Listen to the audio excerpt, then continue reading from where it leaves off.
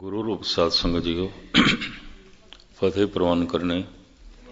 वाहिगुरु जी का खालसा वाहिगुरु जी की फतेह। सुनिए मनिए मन कीता भाव,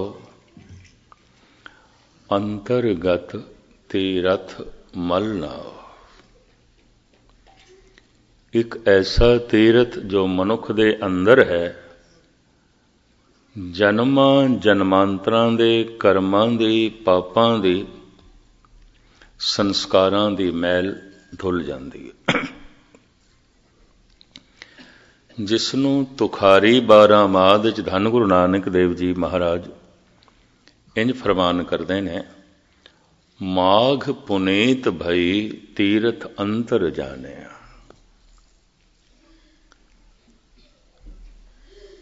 असी अंतरीव तीरथ नूं जान लिया, अंदर दे तीरथ नूं जान लिया जो पापां नूं धो देंदा है, दुखां नूं मिटा देंदा है, कल कलेश नूं मिटा देंदा है, पुरबले कीते हुए कर्मां नूं मिटा देंदा है, धो देंदा है। वो किहड़ा तीरथ है? सुनिए मनिए मन कीता भाव। जो भोजन असी छकदे हां उसदा जेड़ा भाग साडे शरीर दे च रह जांदा है, ओही खून बनदा है, ओही मास बनदा है, ओही शरीर दी शक्ति बनदा है, ओही इंद्रियां दी शक्ति बनदा है। जो असी पढ़दे हां सुणदे हां, जिसनूं मन मन लैंदा है वो मन दा हिस्सा बन जांदा है, बाकी व्यर्थ चला जाता है, हवा च उड़ जाता है। सुनिया होया हवा च उड़ गया। मैं एक दफा फिर दोहरावां, यही दलील है। जो भोजन असी खांदे हां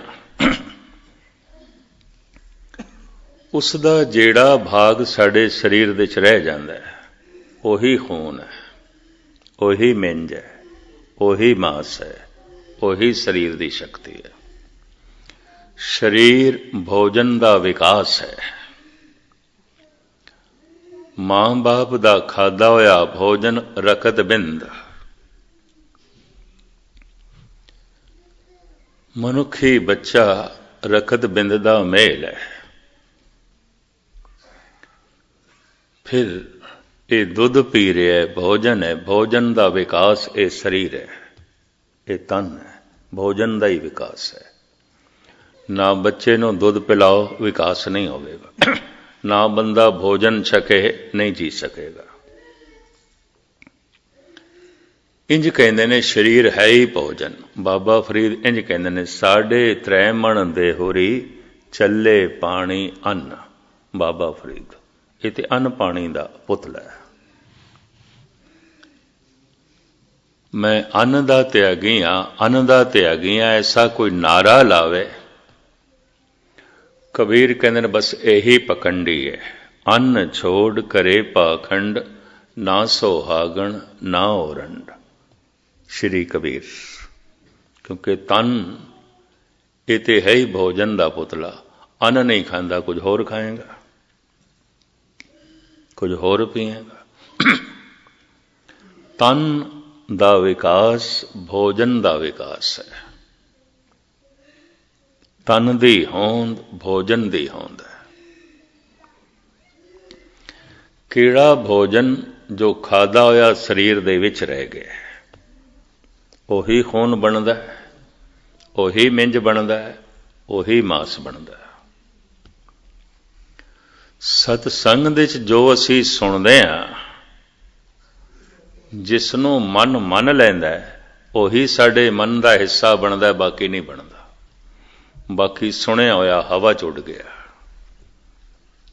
बाकी सुनिया होया बाहर रह गया,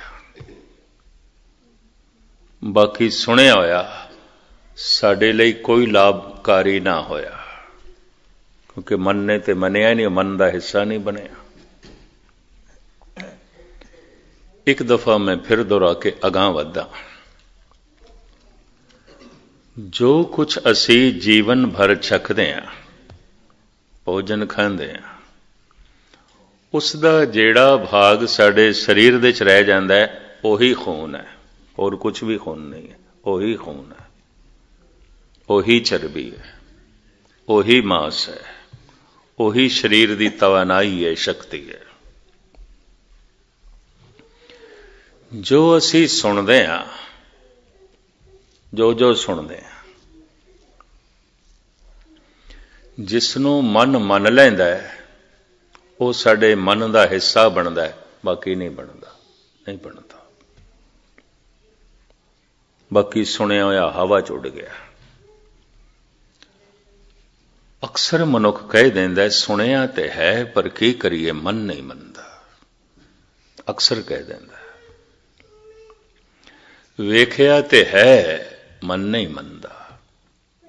ਪੜਿਆ ਤੇ ਹੈ, ਮਨ ਨਹੀਂ ਮੰਨਦਾ। तो फिर पढ़िया होया मन का हिस्सा नहीं बनेगा, सुनिया होया मन का हिस्सा नहीं बनेगा, क्योंकि मन मनदा नहीं।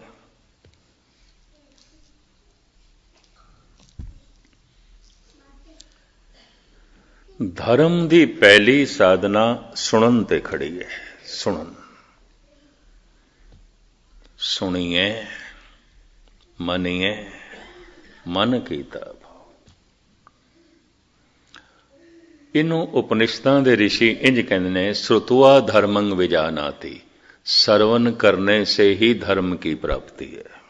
इंज कहते हैं, सुनना मूल है।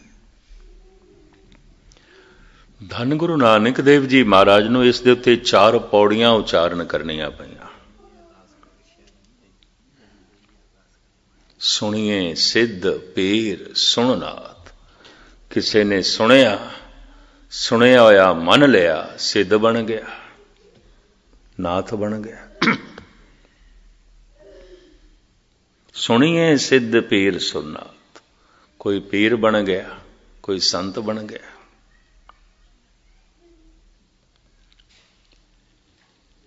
सुनन दी इतनी वड्डी महिमा एक पौड़ी नहीं, 4, और हर पौड़ी विच नवें तो नवें रूप दिते ने। सुनिए ईसर बर्मा इंद, सुनिए मोक सलाहन मन। सुन सुन के कोई ब्रह्मे जैसा विद्वान बनया है, सुन सुन के ही कोई सतो गुणी विष्णु बनया है, सुन सुन के ही कोई भोला शंकर बनया है, शिवजी बनया है।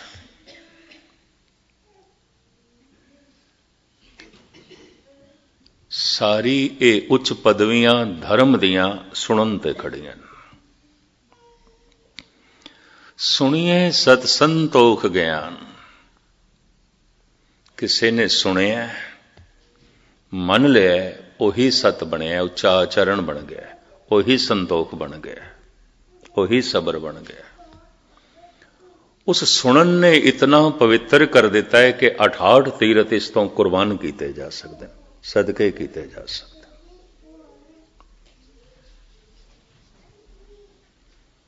फिर चौथी च कहते हैं, सुनिए सारा गुनाह कहेगा, सुनिए शेख पीर पातशाह, सुनिए अंधे पावे राव, सुने हाथ होवे असगाओ। ये न तरे जान वाला सागर, जिन्हों अबूर करना बड़ा औखा है, एक हाथ जैसा रह जाता है। सुनन नाल मनुख अबूर कर देंदा है, पार हो जाता है, बहुत सागर तो पार हो जाता है।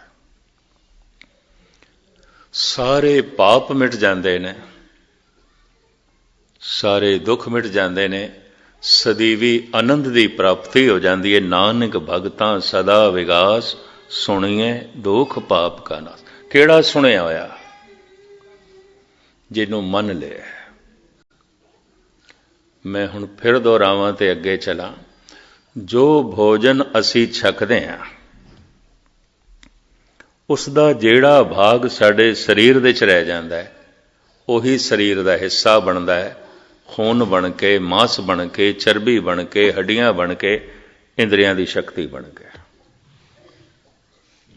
शरीर का विकास, शरीर की होंद भोजन की होंद है, भोजन का विकास है।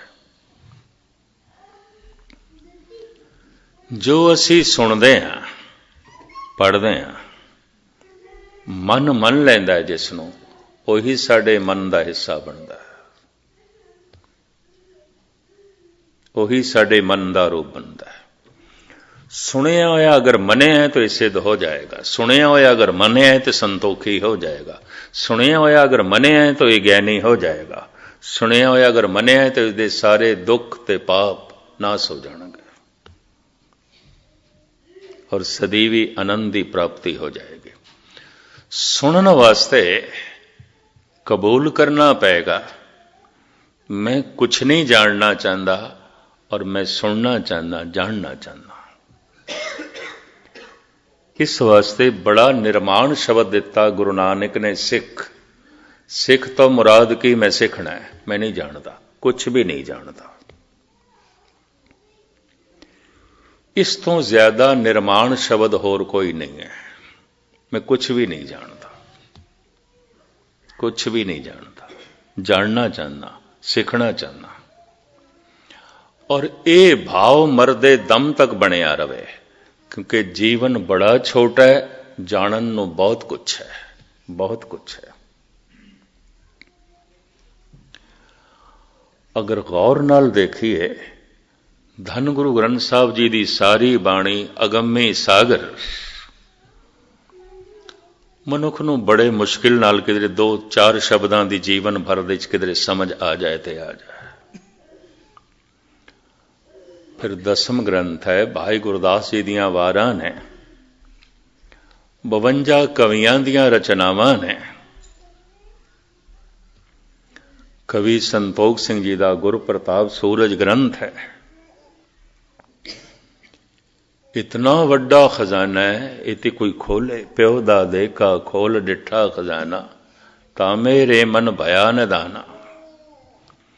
नहीं खोलिया, बहुत कुछ है। सियाणे अनुभवी पुरुष कहते हैं, कोई भी मनुख जिस मजहब दे पैदा होया है, अपने धर्म के सारे ग्रंथों का अध्ययन नहीं कर सकता, नहीं कर सकता। बहुत कुछ है, बड़ा पसारा है, बहुत वड्डा पसारा है। तो मैं कहना इस वास्ते सतगुरु ने निर्माण शब्द दे दिता, सिख। तो सीखना है, सीखण का भाव लैके आ, मैं सीखना है। और सीखण लई ते सुनना है, पहले सुनना है, श्रोता बनना है, सुनना है। सुनिए, इस वास्ते सिख तो ज्यादा निर्माण अवस्था होर कोई नहीं, हंकारी सिख हो ही नहीं सकता। जिहड़ा यह दावा करदा मैं सब कुछ जानदा, पता है मैनूं की है गुरमत में जानना। ये कुछ भी होवे, कम से कम सिख नहीं है।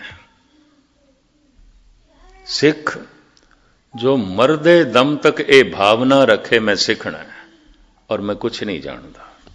जानन नूं बहुत कुछ है, सीखण नूं बहुत कुछ है, जीवन बहुत छोटा है, बहुत छोटा है, बहुत छोटा है।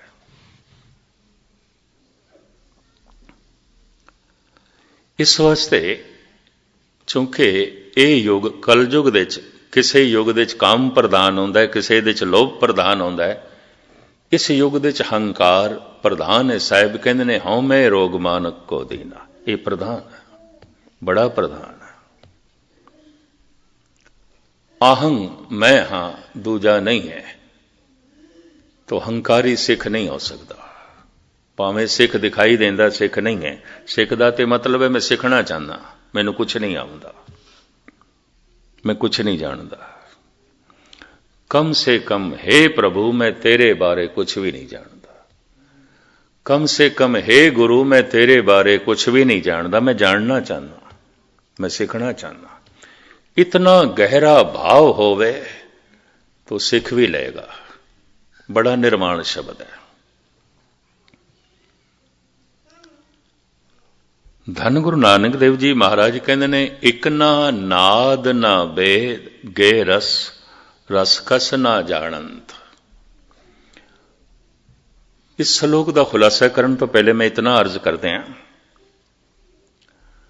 धन गुरु नानक देव जी महाराज ने अपनी प्रचार फेरी कीर्तन दे राही आरंभ की थी।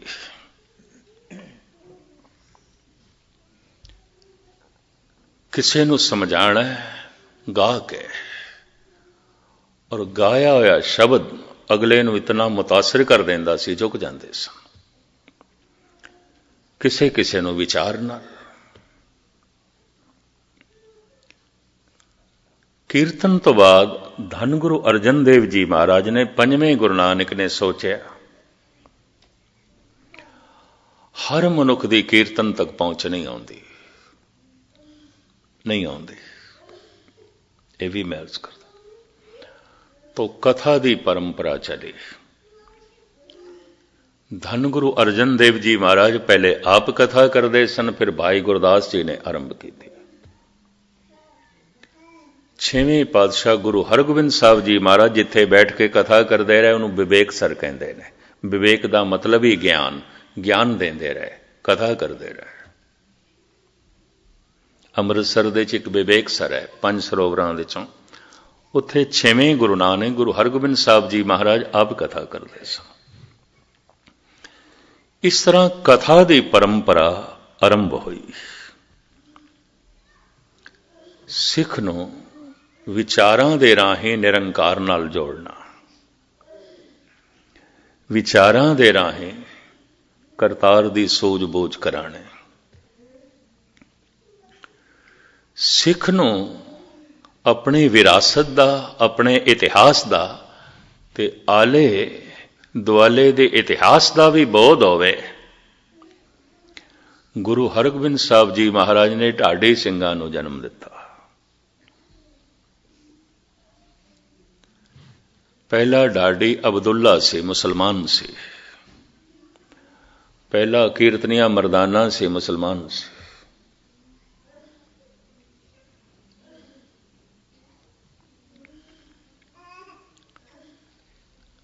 ਅਬਦੁੱਲਾ ਸਿੱਖ ਇਤਿਹਾਸ ਨੂੰ ਜੰਗੀ ਤਰਜ਼ ਦੀਆਂ ਧੁਨਾਂ ਦੇ ਉੱਤੇ ਬੀਰ ਰਸ ਦੇ ਵਿੱਚ ਗਾ ਕੇ ਸੰਗਤਾਂ ਦੇ ਸਾਹਮਣੇ ਸੁਣਾਉਂਦਾ ਹੁੰਦਾ ਸੀ। ਉਸ ਤੋਂ ਇਹ ਢਾਡੀ ਸਿੰਘ ਚੱਲੇ। ਇਤਿਹਾਸ ਨੂੰ ਕਵਿਤਾ ਦੇ ਵਿੱਚ ਬਿਆਨ ਕਰਨਾ। 10ਵੇਂ ਗੁਰੂ ਨਾਨਕ ਦਾ ਜ਼ਮਾਨਾ ਆਇਆ, ਸਿੱਖ ਨੂੰ ਸਾਹਿਤ ਦੀ ਵੀ ਸਮਝ ਹੋਵੇ, ਕਲਾ ਦਾ ਵੀ ਬੋਧ ਹੋਵੇ। ਤੋ ਧੰਨ ਗੁਰੂ ਗੋਬਿੰਦ ਸਿੰਘ ਜੀ ਮਹਾਰਾਜ ਆਪਣੇ ਨਾਲ 52 ਕਵੀ ਰੱਖਦੇ ਸਨ। ਜਗ੍ਹਾ ਜਗ੍ਹਾ ਕਵੀ ਸੰਮੇਲਨ ਉਹ ਕਰਾਉਂਦੇ ਸਨ।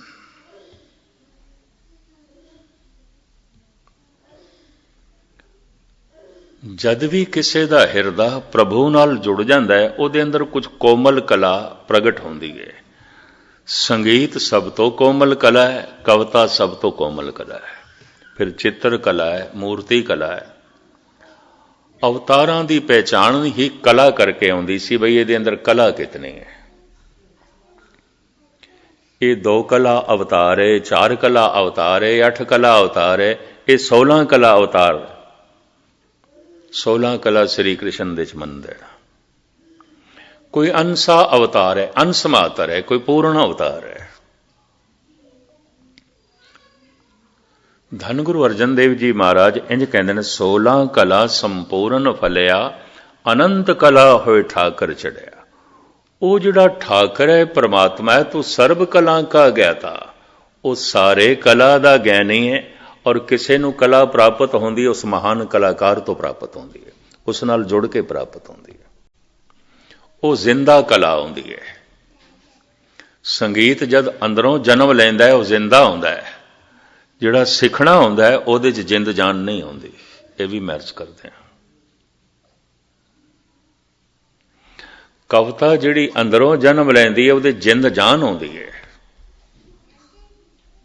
ਬੜਾ ਮੁਤਾਸਰ ਕਰਦੀ ਹੈ, ਬੜਾ ਪ੍ਰਭਾਵਿਤ ਕਰਦੀ ਹੈ। ਰਾਬਿੰਦਰਨਾਥ ਟੈਗੋਰ ਕਹਿੰਦੇ ਸਨ, ਜਿਸ ਬੰਦੇ ਨੂੰ ਮਾਸੂਮ ਬੱਚੇ ਨਹੀਂ ਚੰਗੇ ਲੱਗਦੇ, ਫੁੱਲ ਨਹੀਂ ਚੰਗੇ ਲੱਗਦੇ, ਸੰਗੀਤ ਨਹੀਂ ਚੰਗਾ ਲੱਗਦਾ, ਕਵਿਤਾ ਨਹੀਂ ਚੰਗੀ ਲੱਗਦੀ, ਕਹਿੰਦਾ ਮੈਂ ਮੰਨਦਾ ਹੀ ਨਹੀਂ ਉਸ ਬੰਦੇ ਕੋਲ ਦਿਲ ਹੋਵੇਗਾ, ਕੋਈ ਪੱਥਰ ਹੋਵੇਗਾ। ਉਸ ਬੰਦੇ ਕੋਲ ਦਿਮਾਗ ਹੋਵੇਗਾ, ਕਹਿੰਦਾ ਨਹੀਂ ਪੱਥਰ ਹੋਵੇਗਾ। ਇਹ ਮਨੁੱਖ ਨਹੀਂ ਹੋਵੇਗਾ, ਪੱਥਰ ਹੋਵੇਗਾ। संगीत चंगा ही नहीं लगता, कविता चंगी ही नहीं लगती, फुल चंगे ही नहीं लगते, मासूम बच्चे चंगे ही नहीं लगते। राबिंद्र नाथ टैगोर क्योंकि कवि से धन गुरु गोबिंद सिंह जी महाराज ते अपनी बहुत सारी बाणी दे उत्ते अपने आप नूं कवि करके अगे करते हैं। कवि ओ बाज बेनती चो पई, एक कवि दे बोल ने। धन गुरु नानक इंज कहते ने, नानक शायर एव कहत है सच्चे परवरदिगारा। ये जो नानक कह रहे हैं, नानक शायर कह रहे हैं, शायरी जो रख रहे हैं, उर्दू च कह लो शायरी, हिंदी च कह लो कविता। हुण कवि दो तरह के आउंदे ने। महान कलाकार नाल सुन सुन के सुरत जुड़ गई है, अंदरों कला ने जन्म लिया, कविता ने जन्म ले लिया, संगीत ने जन्म ले लिया। अलोरा अजंता गुफावां दे जो चित्र बनाए गए ने, ये उन्हां जुड़े हुए कलाकारां ने बनाए ने। दुनिया भर तो चित्रकार पहुंचते ने अजंता दे विच एक तस्वीर की नकल करन।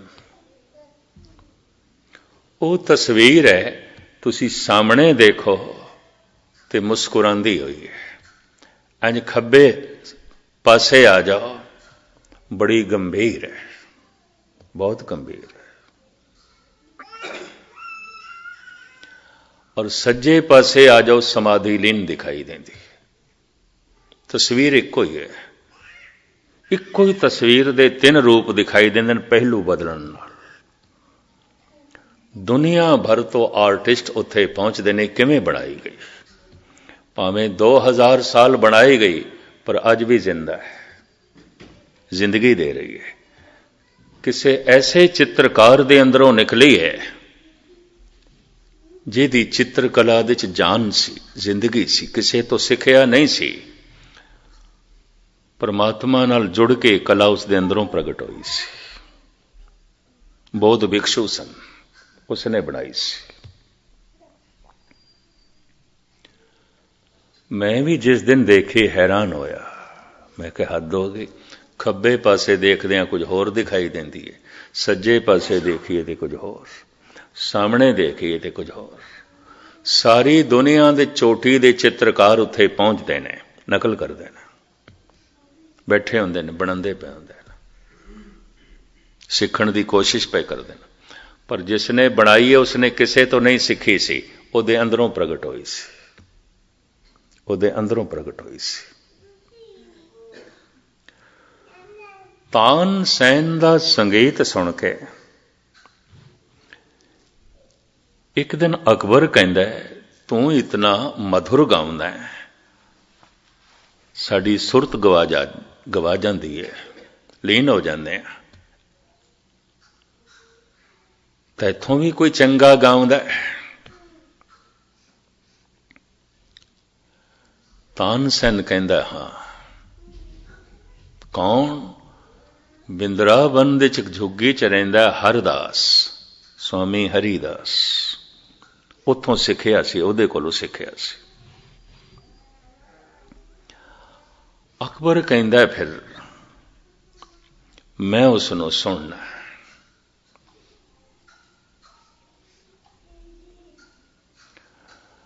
पता है तानसेन ने की आख्या, मैं तेरे दरबार दे आके तैनू सुना सकदा, उन्होंने सुनना है तो उहदे दरबार तैनू जाना पड़ेगा।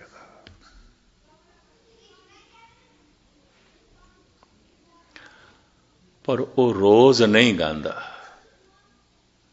जिस दिन उसके अंदरों संगीत फुटदा है उस दिन गांदा है, उस दिन गांदा है। कहंदे ने उत्थे बहुत सारे साधुआं दियां कुटियां सन। वक़्त दा बादशाह पड़ोसे जाके ठहरिया, गुमनाम तरीके नाल तानसेन नाल 3 दिन ते इंतजार किया, सबर दा पैमाना। ओह लबरेज होया, औखा होया, बई हद हो गई है, 3 दिन हो गए, होर किन्ना सबर करिए। एक दिन अमृत वेले कन्ना च आवाज पई, अकबर उस कुटिया दे कोल चलिया गया। जिंदगी च पहली दफा अकबर नूं पता चलिया कि रूहानी आनंद की होंदा है, रूहानी रस की होंदा है। झुग्गी दे च आके अकबर तानसेन नूं कहंदा है, तू इस तरह कदी नहीं गाया, तेरे संगीत ने तो इतनी गहराई नाल सानू कदी नहीं छोया। पता है तानसेन ने की आख्या, बादशाह सलामत, असी गांदे हां तेरे वास्ते, वो गांदा है बादशाहां दे बादशाह परमात्मा वास्ते, तेरे वास्ते नहीं गांदा। ओदा गाया होया ते मेरा गाया होया बराबर किस तरह होवेगा? मैं तेनों खुश करने वास्ते गाउंदा, वो परमात्मा नूं खुश करने वास्ते गाउंदा। ਉਹਦੇ ਅੰਦਰੋਂ संगीत फुटदा है, मैं संगीत नूं जन्म देना, मैं सिखिया ते गाउना, वो तो एक झरने का पानी है, फुटिया ते निकलदा है। मैं तो खूह का पानी है, डोल नाल कढ़ना पैंदा है, मेहनत करके कढ़ना पैंदा है। वो तो झरने का बहाव है, बराबर किस तरह हो सकता है? जद कोई उस महान कलाकार नाल जुड़ जाता है, अंदरों कविता फुटदी है, अंदरों संगीत निकलता है, तरह तरह की कला निकलती है। सारिया कला दे च 2 कला बहुत कोमल बनिया गए, संगीत ते कविता।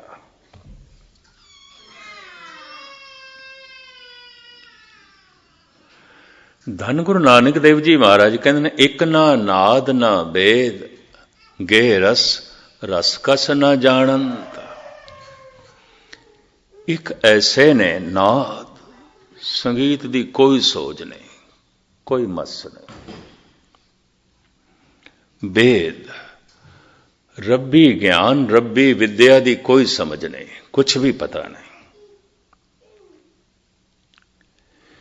एक ना शब्द ना सुरत, अखर का भयो ना लहंद। एक ना नाद ना वेद, गे रस रस कस ना जानंत। एक ना शब्द ना सुरत, अखर सर अखर का भयो ना लहंत। कुछ अखर दा बोध नहीं उस परमात्मा दा, कुछ संगीत दी समझ नहीं, कविता दा बोध नहीं। लेकिन कहते ने असी बहुत कुछ जानते हैं, बहुत कुछ जानते हैं, बहुत कुछ जानते हैं। हुण गुरु नानक देव जी कहते, नानक ते नर असल खर, जो बिन गुण गरत करन। न कविता जानदा है, न शायरी नूं जानदा है, न संगीत नूं जानदा है, न रब्बी विचार नूं जानदा है, ते फिर दावा है मैनूं सब कुछ पता है। महाराज कहते ने असली खोते इन्हां नूं कहंदे ने। ऐसा क्या है? धन गुरु नानक देव जी ने। क्यों? भावक मनुख, श्रद्धालु मनुख सरोता होंदा है और कला दे नेड़े चला जाता है। ये भी महर्ज करते हैं, नेड़े चला जाता है। हकीकत है, ये बहुत वड्डी सच्चाई है। आज दुनिया बहुत बाहर मुखी हो गई है, अंतर्मुखी होना बहुत औखा है। एक दफा मैं फिर दोहरा दें ताकि गल पूरी पकड़ दे च आ जाए। जो भोजन असी खाने हैं उसका जेड़ा भाग साडे अंदर रह जाता है,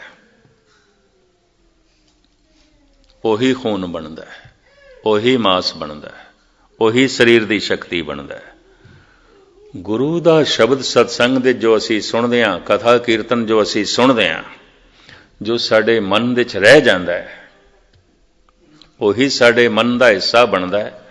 ते मन का हिस्सा बन के पहले भरोसा बनता है, फिर भावना बनता है, भगती बनता है। स्नेह ते सारिਆਂ दे अंदर है, वो तो सारे मनुख स्नेह ते सारिਆਂ दे अंदर है। गुरु कोल पदार्थां दी मंग ये गुरु नाल स्नेह है, प्रेम भी नहीं है। अपने तो छोटे दी तरफ प्यार दी धारा जो जांदी है उसनूं स्नेह कहंदे ने, बराबरी दी तरफ जांदी है तो प्रेम कहंदे ने। अगर ये गहरा स्रोता है तो इसके अंदर प्रेम पैदा हो जाएगा। मनुख इस अवस्था तक पहुंच सके, गुरु घर ने 4 तरह की कोशिश की थी।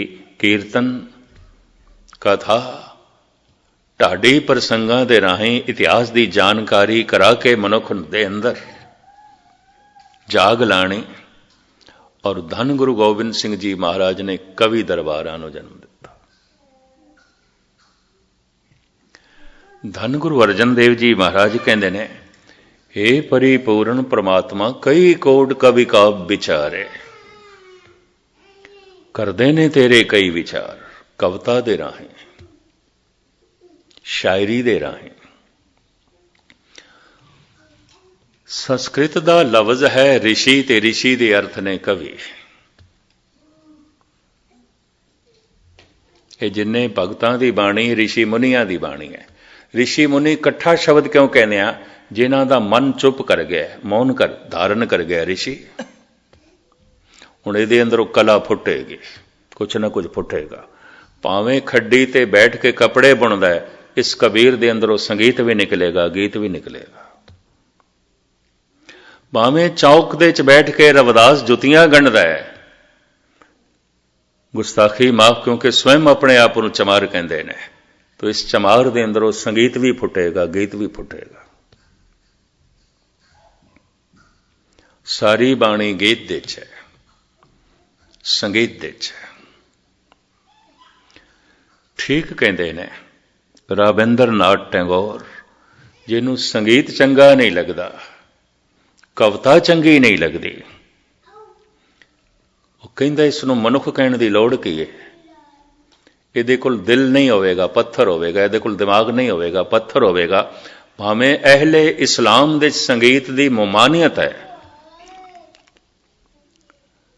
लेकिन मुहम्मद साहब दे अंदरों कुरान दियां आयतां निकलियां ने संगीत दे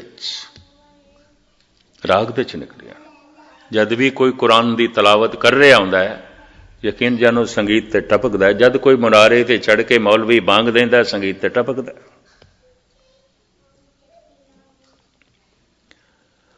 अमीर खुसरो इसनूं इंज कहंदा है, छुप गए वो साज़े हस्ती छेड़ कर, अब तो बस आवाज ही आवाज है। हे प्रभु, तेरे एक नूर दी झलक मिली सी, वो ते खो गई, पर तेरी आवाज मैं सुन रहा। संगीतमयी है, गीतमयी है। तेरी आवाज गीत है, तेरी आवाज संगीत है। लफ्ज उत्थे रूह है, रूह दी आवाज गीत है, संगीत है। हे प्रभु, ये तेरी आवाज है, गीत संगीत। धन गुरु नानक देव जी महाराज कहते हैं, एक ना नाद ना भेद गे रस, रस कस ना जानन। नाद की समझ ही नहीं। धन गुरु नानक देव जी महाराज कहते हैं, विस्माद नाद। हे प्रभु, मैं संगीत सुन के विस्मादमई हो जाना। आवाज दे च इतनी लयबद्धता, आवाज दे च इतनी कशिश, इतनी लयबद्धता। आवाज तरतीब दे च हो जाए, संगीत बन जाती है। अखर तरतीब दे च हो जान, कविता बन जाती है, शायरी बन जाती है। कवि नूं ऋषि आख्या गया है। ऋषि कवि है, कवि ऋषि है। अंतरा की है? ऋषि जिहदी जिंदगी दे चानना हो गया, सूरज उदय हो गया, प्रकाश हो गया। कवि जिहदी जिंदगी चानना कदी कदी इस तरह होंदा है जिवें अंधेरे च बिजली चमकदी है। जदों बिजली चमकदी है, उसदे अंदरों भी कुछ गीत जन्म लैंदे, उसदे अंदरों भी कोई राग जन्म लैंदा है। उस वक्त वो ऋषि जैसा होंदा है, पर जैसे चमकदी है बिजली छुप जाती है, बंद हो जाती है, फिर अंधेरे च। कवि ਕਈ ਦਫਾ ਆਮ ਮਨੁੱਖਾਂ ਨਾਲੋਂ ਵੀ ਥੱਲੇ ਜੀਵਦਾ ਹੈ। ਇਹ ਵੀ ਮਹਿਸੂਸ ਕਰਦੇ ਹਾਂ। ਹੋ ਸਕਦਾ ਹੈ ਆਮ ਮਨੁੱਖ ਕੁਝ ਨੈਤਿਕਤਾ ਰੱਖਦਾ ਹੋਵੇ, ਉਹ ਕਿਸੇ ਨੈਤਿਕਤਾ ਦੀ ਪਾਲਣਾ ਨਹੀਂ ਕਰਦਾ। ਸਮਾਜ ਦੇ ਤਲ ਤੇ ਜਿਹੜੀ ਨੈਤਿਕਤਾ ਹੈ, ਆਮ ਕਵੀ ਸ਼ਾਇਰ ਉਸ ਦੀ ਵੀ ਪਾਲਣਾ ਨਹੀਂ ਕਰਦਾ। ਪਤਾ ਹੈ ਕਿਉਂ? ਜਿਸ ਵਕਤ ਉਹ ਬਿਜਲੀ ਚਮਕਦੀ ਹੈ, ਰੋਸ਼ਨੀ ਆਉਂਦੀ ਹੈ, ਉਹ ਬੜੀਆਂ ਬੁਲੰਦੀਆਂ ਨੂੰ ਦੇਖ ਲੈਂਦਾ ਹੈ, ਬੜੀਆਂ ਉਚਾਈਆਂ ਨੂੰ ਦੇਖ ਲੈਂਦਾ ਹੈ। ਔਰ ਜਦੋਂ ਛਲਕ ਝੁੱਪਦੀ ਹੈ, ਉਹ ਜਿਹੜੀ ਝਲਕ ਉਸ ਨੂੰ ਮਿਲਦੀ ਹੈ ਸਮਾਜ ਦੀ ਨੈਤਿਕਤਾ ਨਾਲੋਂ ਬੜੀ ਉੱਚੀ ਹੈ, ਬੜੀ ਉੱਚੀ ਹੈ। ਜੈਸੇ ਉਹ ਝਲਕ ਉਸ ਦੇ ਕੋਲ ਚਲੀ ਜਾਂਦੀ ਹੈ, ਸਮਾਜ ਦੀ ਨੈਤਿਕਤਾ ਵੀ ਉਸ ਨੂੰ ਬੇਈਮਾਨੀ ਦਿਸਦੀ, ਆਪਣੀ ਜ਼ਿੰਦਗੀ ਵੀ ਬੇਈਮਾਨੀ ਦਿਸਦੀ ਹੈ। ਇਸ ਵਾਸਤੇ ਅਕਸਰ ਸ਼ਾਇਰ ਲੋਕ, ਕਵੀ ਲੋਕ ਸ਼ਰਾਬ ਦੇ ਡੁੱਬ ਜਾਂਦੇ ਨੇ। ਹੈਰਾਨਗੀ ਆਉਂਦੀ ਹੈ, ਐਸਾ ਕਿਉਂ? ਉਹ ਰਿਸ਼ੀ ਹੁੰਦੇ ਨੇ ਕਿਸੇ ਵਕਤ, ਕਿਸੇ ਪਲ, ਹਰ ਵਕਤ ਨਹੀਂ ਆਉਂਦੇ। ਪਰ ਜੋ ਹਰ ਵਕਤ ਜਿਸ ਦੀ ਜ਼ਿੰਦਗੀ ਚਾਨਣਾ ਬਣਿਆ ਹੋਇਆ ਹੈ, ਉਸ ਨੂੰ ਰਿਸ਼ੀ ਆਖਿਆ ਗਿਆ। ਅਵਤਾਰੀ ਪੁਰਸ਼, ਬੜੇ ਬੜੇ ਸੰਤ ਜਨ, ਭਗਤ ਜਨ, ਪਰਮਾਤਮਾ ਉਹਨਾਂ ਦੇ ਅੰਦਰੋਂ ਪ੍ਰਗਟ ਹੋਇਆ ਹੈ ਗੀਤ ਬਣ ਕੇ, ਸੰਗੀਤ ਬਣ ਕੇ। ਪਰ ਜਿਨ੍ਹਾਂ ਜਿਨ੍ਹਾਂ ਕਵੀ ਸ਼ਾਇਰਾਂ ਦੀ ਜ਼ਿੰਦਗੀ 'ਚ ਕਿਸੇ ਵਕਤ ਬਿਜਲੀ ਚਮਕੀ, ਉਸ ਰੋਸ਼ਨੀ 'ਚ ਜੋ ਕੁਝ ਉਹਨਾਂ ਕੋਲ ਪ੍ਰਗਟ ਹੋਇਆ ਹੈ, ਬਹੁਤ ਕੁਝ ਲਿਆ ਜਾ ਸਕਦਾ ਉਸ ਤੋਂ, ਬੜਾ ਕੁਝ ਲਿਆ ਜਾ ਸਕਦਾ। ਇਸ ਤਰ੍ਹਾਂ ਦੇ ਕਵੀ ਹਰ ਕੌਮ ਦੇ 'ਚ ਹੋਏ ਨੇ। 3 ਕਵੀਆਂ ਨੂੰ ਮੁਸ਼ਾਬਤ ਦਿੱਤੀ ਜਾਂਦੀ ਹੈ, ਭਾਈ ਸਾਹਿਬ ਭਾਈ ਵੀਰ ਸਿੰਘ, ਡਾਕਟਰ ਮੁਹੰਮਦ ਇਕਬਾਲ ਔਰ ਰਾਬਿੰਦਰ ਨਾਥ ਟੈਗੋਰ। ਕਹਿੰਦੇ ਨੇ ਬਰਾਬਰੀ ਪੱਧਰ ਦੇ ਨੇ, ਇੱਕੋ ਹੀ ਪੱਧਰ ਦੇ ਨੇ। ਟੈਗੋਰ ਸੰਸਕ੍ਰਿਤ, ਬੰਗਾਲੀ ਤੇ ਬ੍ਰਿਜ ਭਾਸ਼ਾ ਹਿੰਦੀ ਦਾ ਕਵੀ ਹੈ। ਇਕਬਾਲ ਉਰਦੂ ਫਾਰਸੀ ਦੇ ਕਵੀ ਨੇ। ਭਾਈ ਸਾਹਿਬ ਭਾਈ ਵੀਰ ਸਿੰਘ ਪੰਜਾਬੀ ਦੇ ਕਵੀ ਨੇ। ਪਰ 3 ਉਹ ਕਵੀ ਨੇ ਜੋ ਰਿਸ਼ੀ ਹੋਣ ਦੀ ਅਵਸਥਾ ਵਿੱਚ ਖੜੇ ਨੇ, ਉੱਥੇ ਪੈਰ ਰੱਖਿਆ ਉਹਨਾਂ ਨੇ। ਇਹੀ ਕਾਰਨ ਹੈ ਕਿ ਉਹਨਾਂ ਦੀਆਂ ਨਜ਼ਮਾਂ, ਉਹਨਾਂ ਦੀਆਂ ਰਚਨਾਵਾਂ ਪੁਰਾਣੀਆਂ ਨਹੀਂ ਆਉਂਦੀਆਂ, ਨਵੀਨਤਾ ਬਣੀ ਹੋਈ ਹੈ, ਰਸ ਬਣਿਆ ਹੋਇਆ ਹੈ। ਕਿਉਂਕਿ ਆਈਆਂ ਉਸ ਤੋਂ ਨੇ ਜੋ ਨਿਤ ਨਵਾਂ, ਸਾਹਿਬ ਮੇਰਾ ਨੀਤ ਨਵਾਂ, ਸਦਾ ਸਦਾ ਦਾਤਾ। ਇਸ ਤਰ੍ਹਾਂ ਦੇ ਕਵੀ ਸਮਦ੍ਰਿਸ਼ਟ ਹੋ ਜਾਂਦੇ ਨੇ। ਸੁਣੀਏ ਮੰਨੀਏ, ਸੁਣ ਰਿਹਾ ਤੇ ਮਨ ਨੇ ਮੰਨ ਲਿਆ, ਮਨ ਦਾ ਹਿੱਸਾ ਬਣੇਗਾ, ਨਹੀਂ ਤੇ ਨਹੀਂ, ਨਹੀਂ ਤੇ ਨਹੀਂ। ਸੁਣਿਆ ਹੋਇਆ, ਭਾਵੇਂ ਸਾਰੀ ਜ਼ਿੰਦਗੀ ਸੁਣਿਆ ਤੇ ਭਾਵੇਂ ਸਾਰੀ ਜ਼ਿੰਦਗੀ ਪਾਠ ਕੀਤਾ ਹੈ, ਮਨ ਨੇ ਨਹੀਂ ਮੰਨਿਆ, ਉਹ ਮਨ ਦਾ ਹਿੱਸਾ ਹੀ ਨਹੀਂ ਬਣਿਆ। ਭਾਵੇਂ ਇੱਕ ਪੰਕਤੀ ਜ਼ਿੰਦਗੀ ਨੂੰ ਰੋਸ਼ਨ ਕਰ ਸਕਦੀ ਹੈ। ਇੱਕੋ ਹੀ ਸ਼ਬਦ ਸੱਜਣ ਠੱਗ ਨੇ ਸੁਣਿਆ ਸੀ ਕੇਵਲ ਗੁਰੂ ਨਾਨਕ ਕੋਲ, ਇੱਕੋ ਹੀ ਸ਼ਬਦ, ਅੰਦਰ ਦੀ ਸਾਰੀ ਮੈਲ ਧੁੱਲ ਗਈ। ਪਰ ਵਾਕਈ ਸਰੋਤਾ, ਸਰੋਤਾ ਸਿੱਖ ਬਣ ਸਕਦਾ, ਦੂਜਾ ਨਹੀਂ। ਸੁਣਨਾ, ਸੁਣਨਾ। ਕੌਣ ਸੁਣ ਸਕਦਾ ਹੈ, ਕੌਣ ਸੁਣੇਗਾ? ਮੈਂ ਕੁਛ ਨਹੀਂ ਜਾਣਦਾ, ਮੈਂ ਕੁਛ ਨਹੀਂ ਜਾਣਦਾ, ਕੁਛ ਵੀ ਨਹੀਂ ਜਾਣਦਾ। ਮੈਂ ਸਿੱਖਣਾ ਚਾਹੁੰਦਾ, ਤੋ ਸਿੱਖਣ ਦੀ ਸ਼ੈਲੀ ਸੁਣਨ ਤੋਂ ਆਰੰਭ ਹੋਵੇ। ਗੁਰੂ ਨੂੰ ਸੁਣਨਾ ਹੈ, ਗੁਰੂ ਸੁਣਨ ਦਾ ਵਿਸ਼ਾ ਹੈ। ਅਗਰ ਇਹ ਸੁਣ ਰਿਹਾ ਹੈ, ਵਾਕਈ ਸੁਣ ਰਿਹਾ ਹੈ, ਔਰ ਇਸ ਦੇ ਮਨ ਨੇ ਸੁਣ ਕੇ ਮੰਨ ਲਿਆ, ਜਿੰਨੀ ਸੁਣ ਕੇ ਮੰਨਿਆ ਹਉ 3 ਬਲਹਾਰੇ ਜਾਉ। ਮਹਾਰਾਜ ਕਹਿੰਦੇ ਮੈਂ ਸਦਕੇ ਜਾਂਦਾ ਉਹਨਾਂ ਤੋਂ। ਸੁਣ ਕੇ ਮੰਨਿਆ ਤਾਂ ਮਨ ਦਾ ਹਿੱਸਾ ਬਣ ਜਾਏਗਾ। ਭਰੋਸਾ ਬਚ ਜਾਏਗਾ। ਭਰੋਸਾ ਸੁਣ ਕੇ ਹੀ ਬਣਦਾ ਹੈ। ਹੁਣ ਮੈਂ ਅਰਜ਼ ਕਰਾਂ, ਉਸ ਤੋਂ ਵਿਰੋਧੀ ਕੁਝ ਸੁਣ ਕੇ ਅਗਰ ਉਹ ਮੰਨ ਲਿਆ ਤਾਂ ਭਰੋਸਾ ਟੁੱਟ ਵੀ ਸਕਦਾ ਹੈ। 10 ਸਾਲ ਕਥਾ ਸੁਣ ਰਿਹਾ ਸੀ, ਕਿਸੇ ਕੋਲ ਉਸ ਤੋਂ ਵਿਪਰੀਤ ਸੁਣ ਲਿਆ, ਭਰੋਸਾ ਟੁੱਟ ਵੀ ਸਕਦਾ ਹੈ।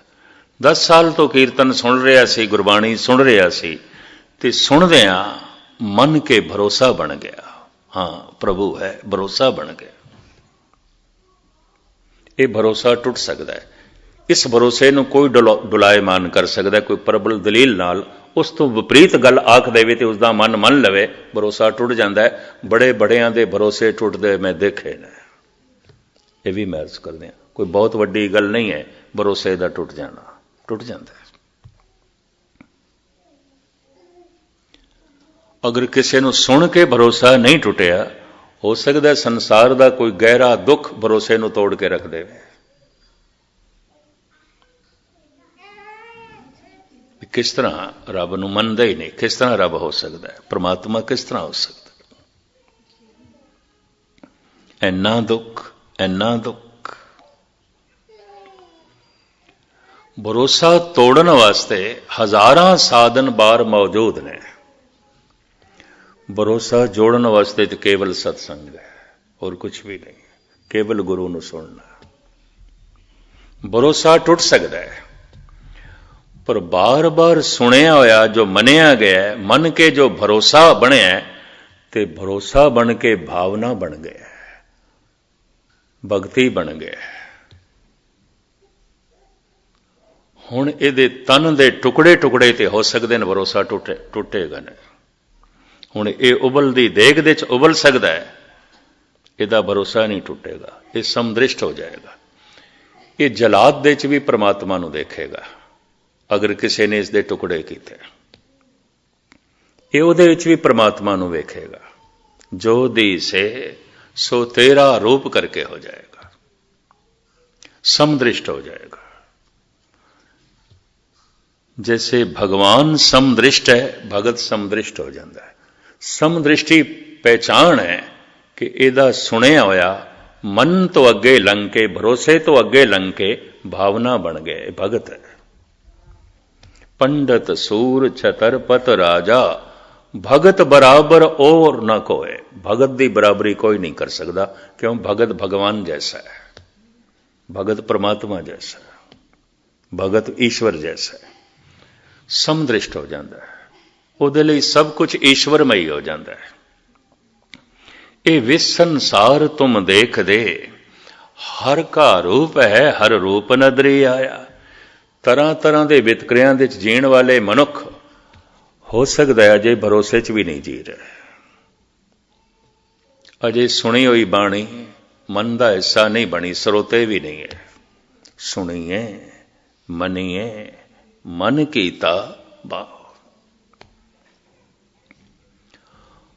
ਭਾਵਨਾ ਸੁਣ ਕੇ ਜਿਸ ਦੀ ਬਣ ਗਈ ਹੈ, ਸੁਣ ਕੇ ਜਿਸ ਦਾ ਭਰੋਸਾ ਬਣ ਗਿਆ, ਖਤਰੇ 'ਚ ਹੈ। ਭਰੋਸਾ ਟੁੱਟ ਵੀ ਸਕਦਾ, ਕੋਈ ਤੋੜ ਕੇ ਰੱਖ ਦੇਗਾ। ਔਰ ਮੈਂ ਇਸ ਜ਼ਿੰਦਗੀ ਦੇ ਵਿੱਚ ਅੰਦਾਜ਼ਨ 46-47 ਸਾਲ ਹੋ ਗਏ ਨੇ ਮੈਨੂੰ ਕਥਾ ਕਰਦੇ, ਮੈਂ ਚੰਗੇ ਚੰਗੇ ਬੰਦੇ ਦੇਖੇ ਜਿਨ੍ਹਾਂ ਦੇ ਭਰੋਸੇ ਟੁੱਟ ਗਏ, ਗੁਰੂ ਤੋਂ ਭਰੋਸੇ ਟੁੱਟ ਗਏ, ਗੁਰਦੁਆਰੇ ਤੋਂ ਭਰੋਸੇ ਟੁੱਟ ਗਏ, ਪਰਮਾਤਮਾ ਤੋਂ ਭਰੋਸੇ ਟੁੱਟ ਗਏ। ਕਈਆਂ ਦੇ ਤੇ ਬਹੁਤ ਛੋਟੀ ਛੋਟੀ ਗੱਲ ਤੇ ਵੀ ਟੁੱਟੇ। ਇਹ ਪਿਛਲੇ ਸਾਲ ਦੀ ਗੱਲ, ਕੈਲੀਫੋਰਨੀਆ 'ਚ ਇੱਕ ਸੱਜਣ ਨੇ ਅਖੰਡ ਪਾਠ ਰਖਾਇਆ।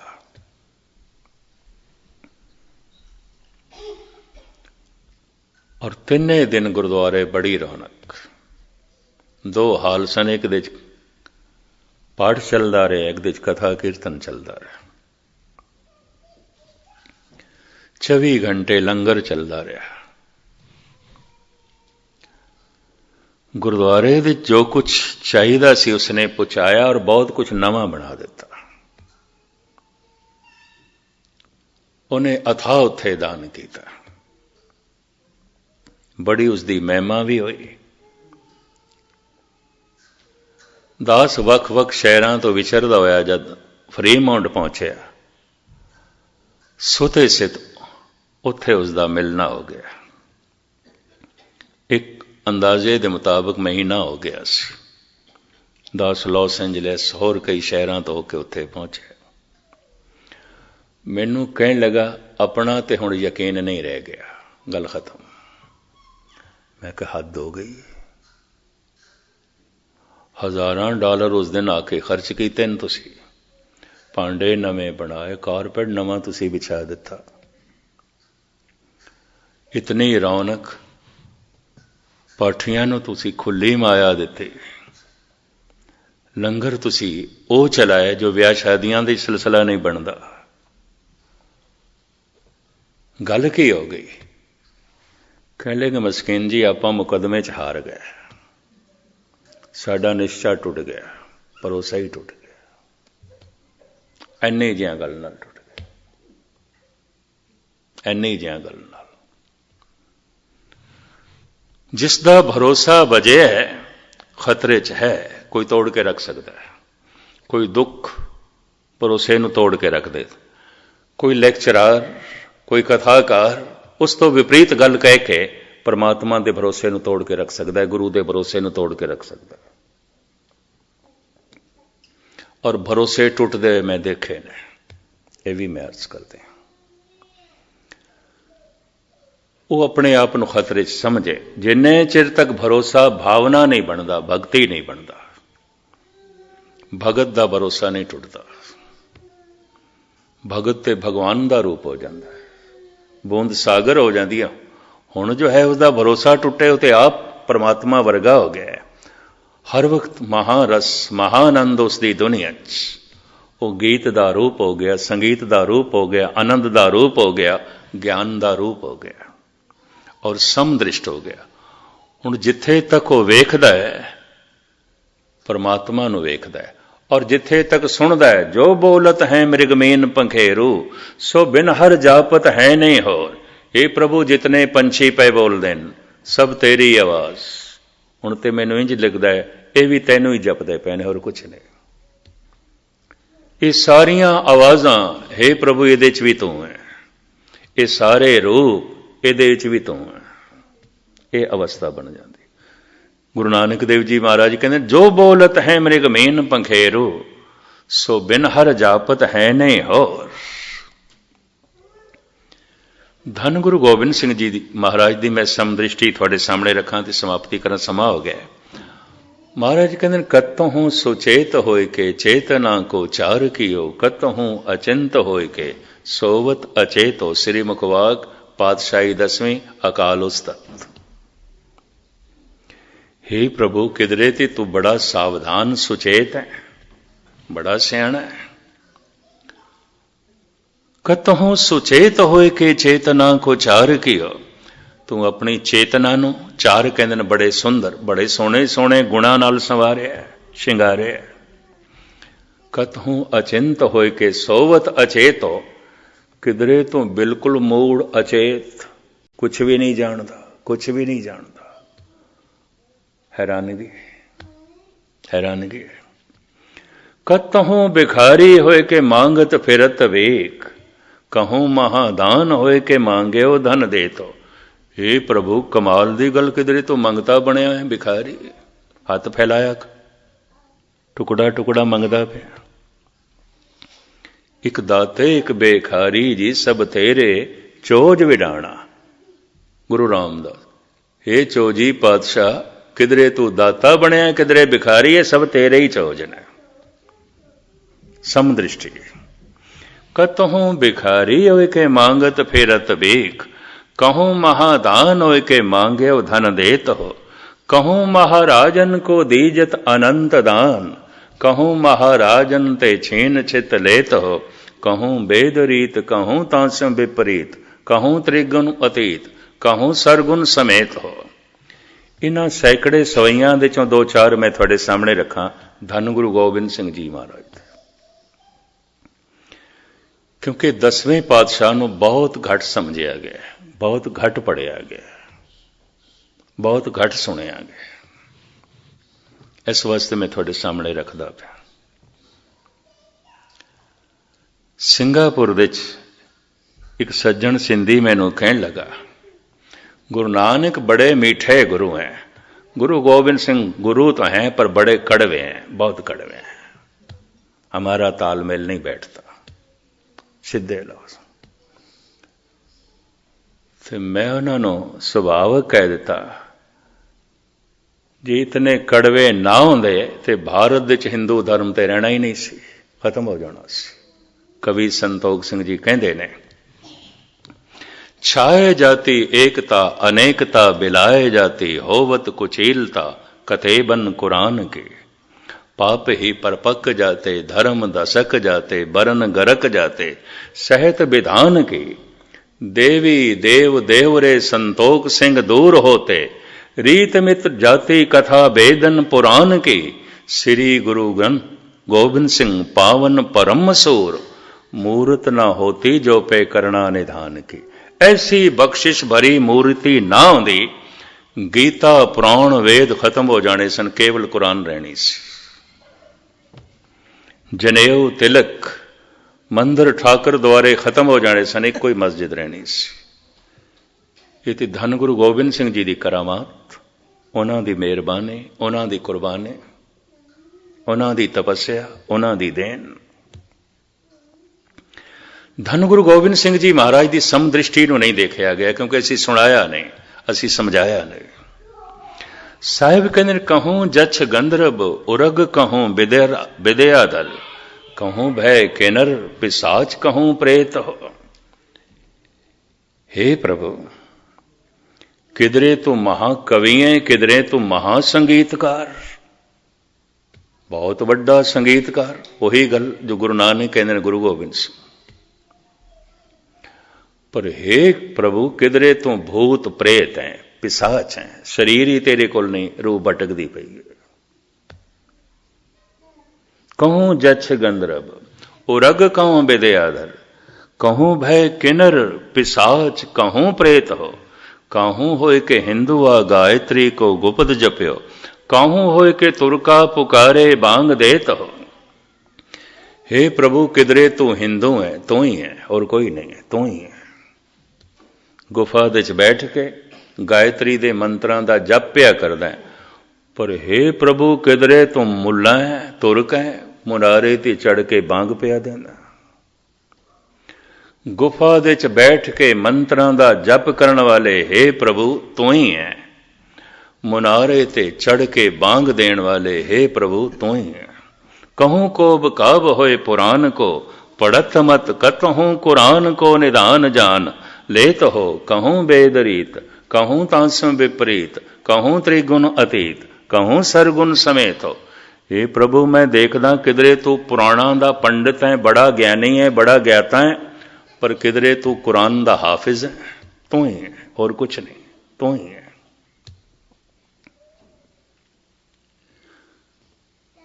इन्हां सवैयां दी लड़ीवार जे मैं व्याख्या की, समा अपने ढंग नाल चला जांदा है।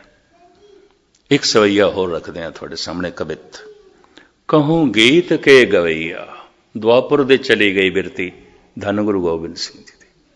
कहूं गीत के गवैया, कहूं बेन के बजैया। हे प्रभु, किधरे तू मधुर गीत गाना है ते मुरली वजाना, बांसुरी वजाना, धन गुरु गोबिंद सिंह। कहूं गीत के गवैया, कहूं बेन के बजैया, कहूं नृत्य के नचैया, कहूं नर को आकार। किधरे आकार तेरा पुरुष दा बड़ा सोहना नृत्यकार है, बांसुरी बजा रहे हैं, गीत गा रहे हैं, नृत्य कर रहे हैं। कहूं वेद बानी, कहूं कोक की कहानी, कहूं राजा कहूं रानी, कहूं नार के प्रकार। पर हे प्रभु, किधरे तू नारी दी तरह, नर दी तरह नहीं है, स्त्री दी तरह, पुरुष दी तरह नहीं है। किधरे वेद बाणी, विद्या नाल भरी हुई, ज्ञान नाल भरे हुए ग्रंथां दियां कहानियां तो कर रहे हैं, पर किधरे कोक की कहानी। आपदी ज्ञात लई अर्ज करा, कोका पंडित ने कामसूत्र एक ग्रंथ लिखे है। उस वक्त दे कुछ नैतिक पुरुषां ने, सियाणे पुरुषां ने कहा सी, ये तू की लिख रहे हैं, तू ऋषि है, तू संत है, काम ते लिख रहे हैं। उन्हें आख्या, जे क्रोध ते लिखिया जा सकता है तो बोलिया भी जा सकता है, हंकार ते लिखिया जा सकता है तो बोलिया भी जा सकता है, लोभ ते लिखिया जा सकता है तो बोलिया भी जा सकता है, मोह ते लिखिया भी जा सकता है तो बोलिया जा सकता है, काम ते क्यों नहीं लिखिया जा सकता तो क्यों नहीं बोलिया जा सकता। ये उहदी दलील सी। आखिर जद भी किधरे मनुख गिरदा है तो ना पंजा करके ही गिरदा है, और जिस करके ज्यादा गिरदा है, अधिक गिरदा है, ਉਹਦੀ ਜਾਣਕਾਰੀ ਮਨੁੱਖ ਨੂੰ ਹੋਣੀ ਚਾਹੀਦੀ ਹੈ, ਹੋਣੀ ਚਾਹੀਦੀ। ਉਹਨੇ ਇਤਨਾ ਵੱਡਾ ਗ੍ਰੰਥ ਲਿਖਿਆ ਕਾਮ ਸੂਤਰ, ਹੁਣ ਆਪ ਸੁਣ ਕੇ ਹੈਰਾਨ ਹੋਵੋਗੇ ਉਸ ਦੇ ਜਿਹੜੇ ਕੁਝ ਪਹਿਲੂ ਦਸਮ ਗ੍ਰੰਥ ਦੇ ਵਿੱਚ ਮਿਲਦੇ ਨੇ। ਔਰ ਗੁਰੂ ਗੋਬਿੰਦ ਸਿੰਘ ਜੀ ਮਹਾਰਾਜ ਕਹਿੰਦੇ ਨੇ 24 ਅਵਤਾਰਾਂ ਦੀ ਜੋ ਮੈਂ ਕਥਾ ਲਿਖੀ ਹੈ, ਮੈਂ ਅਨੁਵਾਦ ਕੀਤਾ ਹੈ, ਟੀਕਾ ਕੀਤਾ ਹੈ, ਇਹ ਮੇਰੇ ਆਪਣੇ ਖਿਆਲ ਨਹੀਂ। ਦਸਮ ਕਥਾ ਭਾਗਵਤ ਕੀ ਭਾਖਾ ਕਰੀ ਬਣਾਏ, ਅਵਰ ਬਾਸਨਾ ਨਾਹੇ ਪ੍ਰਭ ਧਰਮ ਜੁਦ ਕੇ ਚਾਏ। ਮੇਰੀ ਕੋਈ ਵਾਸ਼ਨਾ ਨਹੀਂ, ਬਸ ਮੈਂ ਤੇ ਧਰਮ ਦਾ ਯੁੱਧ ਕਰਨ ਵਾਲਾ, ਪ੍ਰਭੂ ਨਾਲ ਜੁੜਨ ਤੇ ਜੋੜਨ ਵਾਲਾ। ਪਰ ਮੈਂ ਪ੍ਰਾਚੀਨ ਧਰਮ ਗ੍ਰੰਥਾਂ ਦਾ ਇਹ ਟੀਕਾ ਕੀਤਾ ਹੈ, ਅਨੁਵਾਦ ਕੀਤਾ ਹੈ, ਤਾਂ ਕਿ ਮੇਰੇ ਖਾਲਸੇ ਨੂੰ, ਜਗਤ ਨੂੰ ਪੁਰਾਣੇ ਧਰਮ ਦਾ, ਪੁਰਾਣੇ ਸਮਾਜ ਦਾ, ਪੁਰਾਣੇ ਲੋਕਾਚਾਰ ਦਾ ਪਤਾ ਹੋਵੇ, ਗਿਆਨ ਹੋਵੇ। ਸਹਿਨ ਸਰਦਾਨ ਦੇ ਇੰਦਰ ਰਵਾਇਆ, ਪਰਸਰਾਮ ਰੋਵੇ ਘਰ ਆਇਆ, ਇੱਕ ਸ਼ਬਦ ਹੈ ਗੁਰੂ ਨਾਨਕ ਦੇਵ ਜੀ ਮਾ।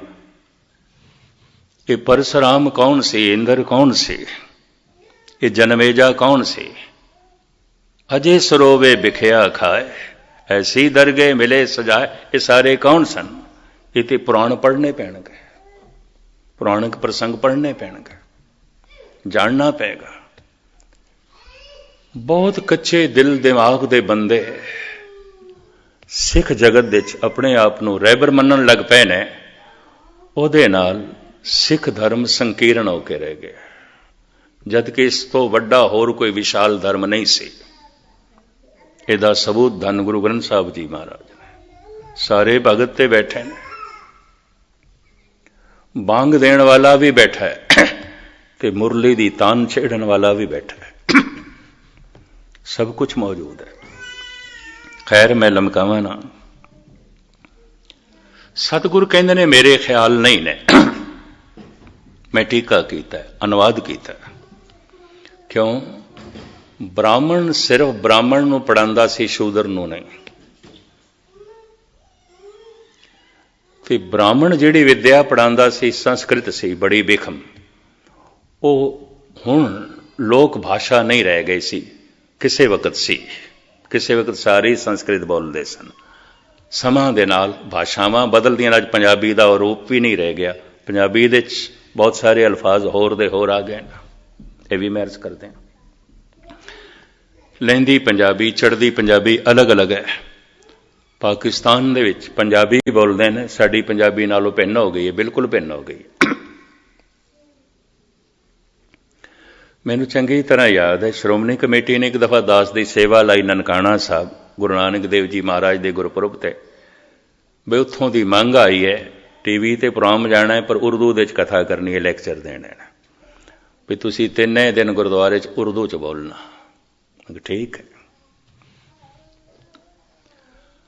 ਔਰ ਉਹ ਸੇਵਾ ਮੈਂ ਖੁਸ਼ੀ ਨਾਲ ਕਬੂਲ ਕੀਤੀ। ਮੈਂ ਕਿਹਾ ਬੜੇ ਦਿਨਾਂ ਬਾਅਦ ਸਤਿਗੁਰੂ ਦੇ ਉਸ ਪਾਵਨ ਅਸਥਾਨ ਦੇ ਦਰਸ਼ਨ ਨਸੀਬ ਹੋਣਗੇ।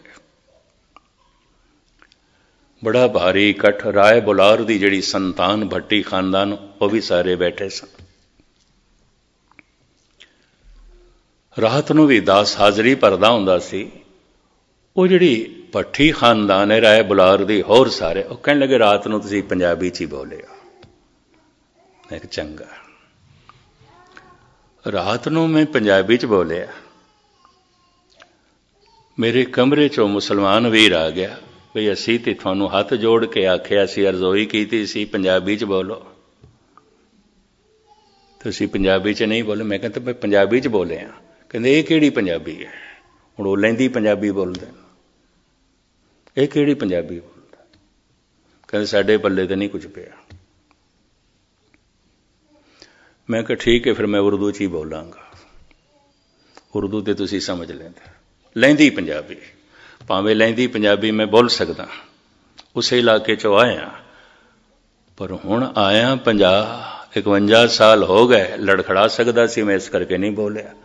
ਮੈਂ ਕਿਧਰੋਂ ਲਫ਼ਜ਼ਾਂ ਦਾ ਬੇਲਫ਼ਜ਼ ਮੈਂ ਕਰ ਸਕਦਾ, ਅਸ਼ੁੱਧੀ ਹੋ ਸਕਦੀ ਹੈ। ਤਾਂ ਹੁਣ ਜਿਹੜੀ ਪੰਜਾਬੀ ਮੈਂ ਇਸੇ 'ਚ ਬੋਲੀਆਂ ਤੇ ਬਦਲਦੀਆਂ, ਭਾਸ਼ਾਵਾਂ ਬਦਲਦੀਆਂ ਨੇ।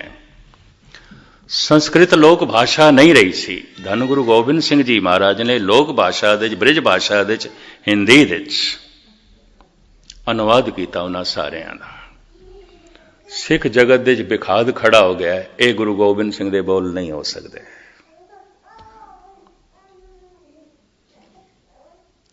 हुण कौन दसे? कोका पंडित ठीक कहता है, जे क्रोध के उतार चढ़ाव नूं बयान किया जा सकता है, किधरे किधरे क्रोध मनुख नूं पशु बना देंदा है, पागल कर देंदा है। जे लोभ दे उत्ते व्याख्या की जा सकती है तो साहिब कहंदे ने लोभ ते मनुख नूं कूकर जैसा बना देंदा है, कुत्ते जैसा बना देंदा है। ज्यों कूकर हर काया तावे दे दिस जाए, लोभी जंत न जाने भाखा बख सब खाए।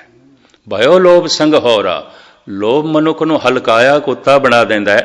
हलका कुत्ता अपने मालक नूं भी वड्डण लग पैंदा है, पागल कुत्ता। लोभ ते पागल करके रख देंदा है। सीमा तो वधिया होया लोभ, मनुख किसी नूं भी धोखा दे सकदा है। सीमा तो वधिया होया हंकार मनुख नूं जालम बना के रख देंदा है। और सीमा तो वधिया होया काम मनुख नूं भ्रष्ट करके दुराचारी बना देंदा है। अगर पुरुष है तो व्यभिचारी हो जाएगा, अगर स्त्री है तो गनका हो जाएगी, वैश्या हो जाएगी। गुस्ताखी माफ। इसका खुलासा किया, इसकी व्याख्या की है।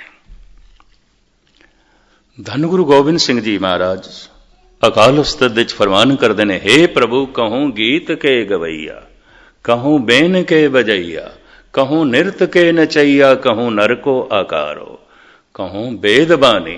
किधरे ते तू वेदां दा पाठ पिया करदा है, ज्ञान दे धर्म ग्रंथ पिया पढ़दा है।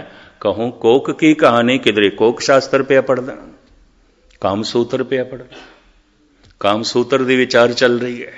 किधरे राम दे गीत ते किधरे काम दे गीत, पर तू ही है, हे प्रभु तू ही है। कहूं वेदवानी, कहूं कोक की कहानी, कहूं राजा, कहूं रानी, कहूं नार के प्रकार हो, कहूं बेन के बजैया, कहूं धेन के चरैया। किधरे गौवा पे आचारदा है, श्री कृष्ण की तरफ इशारा, द्वापर दे सतगुरां की सुरत चली गई। कहूं बेन के बजैया, कहूं धेन के चरैया, कहूं लाखन लवैया, कहूं सुंदर कुमार हो, शुद्धता की शान हो, के संतन के प्राण हो, के दाता महादान हो, निर्दोखी निरंकार हो। हे प्रभु निरंकार तेरे इतने रूप, इतने रूप। हुण इस सवैये में थानू सुणांदा जावां ते सारी रात लंघ जाएगी। मुख्तसर मैं अर्ज करना समाप्ति करा। ये सारे रूप कलगीधर पातशाह बयान कर देना। अज तक तो आखिया गया है परमात्मा प्रकाश रूप है, प्रकाश रूप है। पर जाप साहब विच महाराज कहते नमो अंधकारे नमो तेज तेजे। हे प्रकाश दे रूप परमात्मा तेनों नमस्कार करदा, पर अंधेरा भी तेरी शक्ति तो बिना नहीं हो सकता। मैं इसनों भी मत्था टेकदा, नमस्कार। इतनी समदृष्टि। जद भी किसी का सुनिया होया भरोसा बनता है तो भरोसा भावना बन जाता है, भगती बन जाता है, वो समदृष्ट हो जाता है। चाहे वह हिंदू हो, चाहे मुस्लिम हो, चाहे सिख हो, समदृष्ट हो जाएगा। ब्रह्म ज्ञानी उदी दृष्टि समदृष्ट हो जाती है। ब्रह्म ज्ञानी सदा समदृष्ट, ब्रह्म ज्ञानी की अमृत दृष्ट, वो वास्तविक समदृष्ट हो जाता है। सारिਆਂ ਨੂੰ ਇੱਕੋ ਜਿਹਾ सम बराबर बराबर करके देखण लग पैंदा है। इसे तरीके नाल एक मुस्लिम फकीर अमीर खुसरो इंज बयान कर देंदा, बेखुदी में हम तो तेरा दर समझ कर झुक गए, अब खुदा जाने वो काबा था या बुतखाना। ए प्रभु हुणे तू आप फैसला करो, मंदिर सी कि मस्जिद सी, तेरे गीत हो रहे सन, तेरी गल हो रही सी, मेरा सिर झुक गया, मैं मत्था टेक दिता, मैं सजदा कर दिता है। बेखुदी में हम तो तेरा दर समझ कर झुक गए, अब खुदा जाने वो काबा था या बुतखाना। ये ऋषियां नालों घट गल नहीं है, ब्रह्म ज्ञान की शिखरता नूं छूंदी है। पर धन गुरु नानक देव जी महाराज कहते ने अक्सर भरोसा डोल जाता है। इस वास्ते अरदास है, डोलन ते राखो प्रभु नानक दे कर हथ। अवल ते कोई विरला ही सुनता है, श्रोता सुनना ते सुनिया होया अगर वाकई मन ने मन लिया, सुनिए मनीए, नहीं तो की सुनिया, मनिया ही नहीं तो की सुनिया। मैं एक दफ़ा फिर दोहरावां, खादा होया भोजन जो शरीर दे विच रह जाता है उही खून बनता है। सुनिया होया गुरु का वचन जो मन मन लैंदा है उही मन का हिस्सा बनता है, वरना नहीं बनता, नहीं बनता। वो भरोसा बन जाता है, विश्वास बन जाता है। पर यह मनुख खतरे च होवेगा, भरोसा डोल सकता है, विश्वास डोल सकता है। सुनता रहा, मनदा रहा, ते भरोसा वधदा गया। अगर ये भावना बन गया, भगती बन गया, हुण इहदे शरीर के टुकड़े टुकड़े ते हो सकते हैं, इहदा भरोसा नहीं डोलेगा। एक कुर्बान हो सकता है, सदके हो सकता है। इस वास्ते साहिब कहते हैं भगत सब तो शिखर ते है, भगत सब तो उच्चा है। सतगुरु रहमत करन, बख्शिश करन, सुनदियां साडी ये अवस्था बनान। समा कुछ मैं ज्यादा ले गया, खिमा करने। कल जिवें कुछ सतगुरुदेव जी ने बुलाया आखिरी इस दौर की हाज़री, दास ने 3 दिन लॉन्ग आईलैंड हाज़री भरनी है, तो फिर वापसी दी तैयारियां ने। इस वास्ते कल की हाज़री होर जो कुछ सरवण किया है, धन गुरु ग्रंथ साहब जी महाराज के चरणों च अरदास बिने है, सतगुरु थोड़ा सुनिया होया मनण तक पहुँचावे। मनना दृढ़ भरोसा बन जाए, विश्वास बन जाए, तो विश्वास भगती बन जाए, भावना बन जाए। सुनिए मनिए मन कीता भाव, अंतरगत तीरथ मल्लाओ। यही अंदर दा तीरथ है, सारे पापां नूं धोल देंदा। माग पुनीत भई तीरथ अंदर जानिया, यही अंदर दा तीरथ है, सारे दुख मिट जाते हैं, सारे पाप मिट जाते हैं। साहिब इस तरह की निर्मलता, पवित्रता ते आनंद आप जी की झोली च पावन। कल की हाज़री भर के आप तो छुट्टियां भुल चुक दी क्षमा। वाहिगुरू जी का खालसा, वाहिगुरू जी की फतेह।